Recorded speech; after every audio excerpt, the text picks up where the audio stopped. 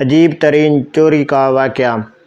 ایک نہایت شاطر اور ماہر چور نے چوری کی خاطر مہنگا لباس زیب تن کر کے معزز اور محترم دکھائی دینے والے شیخ جیسا حلیہ بنایا اور صرافیِ بازار میں سونار کی ایک دکان کے اندر چلا گیا۔ سونار نے جب اپنی دکان میں واضح قطع سے نہایت ہی رائس اور محترم دکھائی دینے والے شیخ کو دیکھا جس کا نورانی چہرہ چمک رہا تھا، تو سونار کو ایسا لگا جیسے اس کی دکان کے بھاگ جاگ اٹھے ہوں۔ اسے پہلی بار اپنی چھوٹی سی دکان کی عزت و وقار میں اضافہ کا احساس ہوا۔ سونار نے آگے بڑھ کر شیخ کا استقبال کیا۔ شیخ کے بحروپ میں چور نے کہا، آپ سے آج خریداری تو ضرور ہوگی، مگر اس سے پہلے بتائیں کہ آپ کے لیے ممکن ہے کہ آپ اپنی سخاوت سے ہمارے ساتھ مسجد بنانے میں حصہ ڈالیں۔ اس نیک کام میں آپ کا حصہ خواہ 1 درہم ہی کیوں نہ ہو۔ سونار نے چند درہم شیخ کے حوالے کیے ہی تھے کہ اسی اثنا میں ایک لڑکی جو در حقیقت چور کی ہم پیشہ تھی، دکان میں داخل ہوئی اور سیدھی شیخ کے پاس جا کر اس کے ہاتھوں کو بوسہ دیا اور التجائیہ لہجے میں اپنے اور اپنے اہل و عیال کے لیے خیر و برکت کی دعا کے لیے کہا۔ سونار نے جب یہ منظر دیکھا تو اس سے رہا نہ گیا اور معذرت خانہ لہجے میں کہنے لگا، اے محترم شیخ، لاعلمی کی معافی چاہتا ہوں، مگر میں نے آپ کو پہچانا نہیں ہے۔ لڑکی نے یہ سن کر تعجب کا اظہار کیا اور سونار سے مخاطب ہو کر کہنے لگی، تم کیسے بد نصیب انسان ہو، برکت، علم، فضل اور رزق کا سبب خود چل کر تمہارے پاس آ گیا ہے اور تم اسے پہچانے سے قاصر ہو۔ لڑکی نے شیخ کی طرف اشارہ کرتے ہوئے کہا، یہ فلاں علاقے کے مشہور معروف شیخ ہیں، جنہیں خدا نے کثرت علم، دولت کی فراوانی اور ہر قسم کی دنیاوی نعمتوں سے مالا مال کر رکھا ہے۔ انہیں انسانوں کے بھلے کے سوا کسی چیز کی حاجت نہیں ہے۔ لوگ ان کی ایک جھلک دیکھنے کے لیے بے تاب رہتے ہیں۔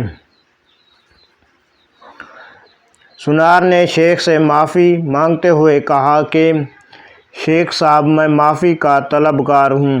میرا سارا وقت اس دکان میں گزرتا ہے اور باہر کی دنیا سے بے خبر رہتا ہوں، اس لیے اپنی جہالت کی وجہ سے آپ جیسی برگزیدہ ہستی کو نہ پہچان پایا۔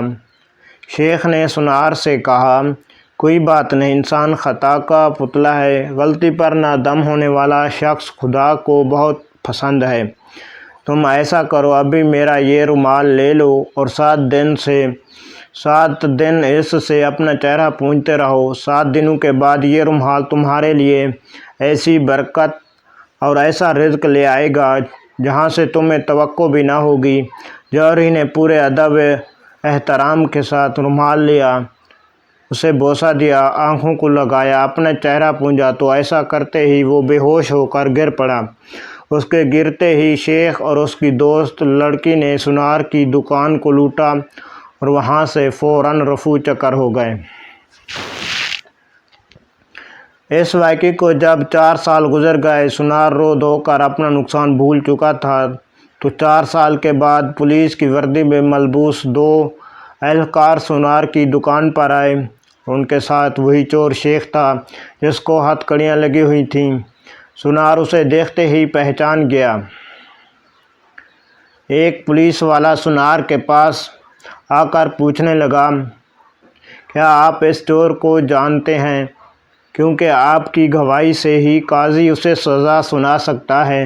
سونار نے کہا، کیوں نہیں، اس نے فلاں فلاں طریقۂ واردات سے مجھے بے ہوش کر کے میری دکان لوٹ لی تھی۔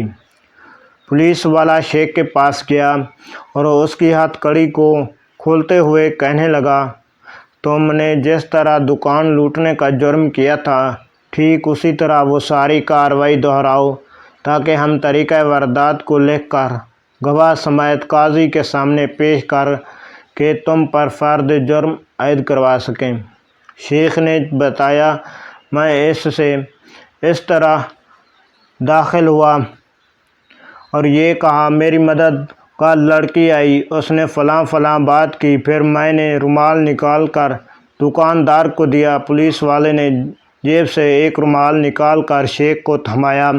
شیخ نے سنار کے پاس جا کر اسی طریقے سے اسے رومال پیش کیا تو پولیس والا سنار سے کہنے لگا، جناب آپ بالکل ٹھیک اسی طریقے سے رومال کو چہرے پر پھیریں جیسے اس دن پھیرا تھا۔ سنار نے ایسا ہی کیا اور وہ پھر سے بے ہوش ہو گیا۔ شیخ نے اپنے دوستوں کی مدد سے دوبارہ دکان لوٹ لی، جنہوں نے پولیس والوں کا بھیس بدل رکھا تھا۔ آپ کو یہ کہانی کیسی لگی؟ آپ ہمیں کامنٹس میں ضرور بتائیے۔